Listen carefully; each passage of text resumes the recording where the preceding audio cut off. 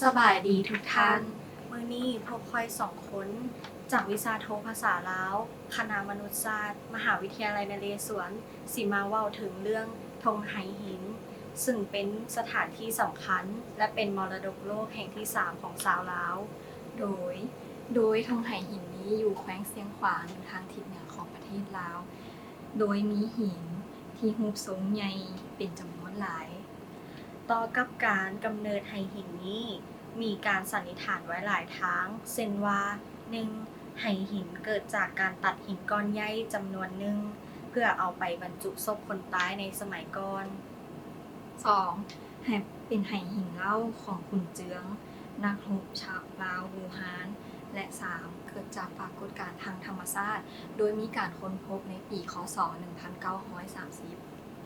ไหหินนี้ค้นพบโดยนักค้นคว้าบูฮานคดีชาวลาวและชาวญี่ปุ่นพร้อมทั้งได้พบศพและเครื่องปั้นดินเผาอยู่บริเวณรอบๆไหหินซึ่งเชื่อว่านั่นเป็นเครื่องของคนในยุคเหล็กนั่นเอง ย้อนแนวนั้นจึงเฮ็ดให้ทุ่งไหหินนี้เป็นสถานที่สำคัญทางโบราณคดีที่เป็นตาสนใจที่สุดของประเทศลาวในการศึกษาเกี่ยวกับยุคสมัยก่อนต่อกับทุ่งไหหินนี้รัฐบาลได้ผลักดันให้องค์การยูเนสโกขึ้นทะเบียนเป็นมรดกแห่งที่3ของประเทศลาวโดยขึ้นทะเบียนในปีคศ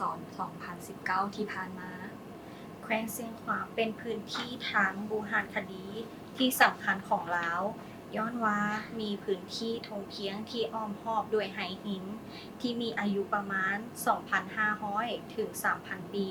โดยมีจำนวนหลายหน่วยที่คงรูปเดิม และมีขนาดใหญ่หลาย ทุ่งไหหินมีจำนวนหลวงหลายในประเทศลาวแบ่งออกเป็น3กลุ่มคือ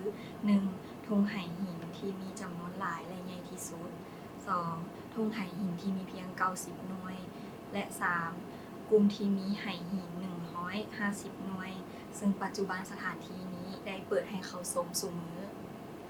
อย่าลืมไปเที่ยวกันหลายๆเด้อขอขอบใจ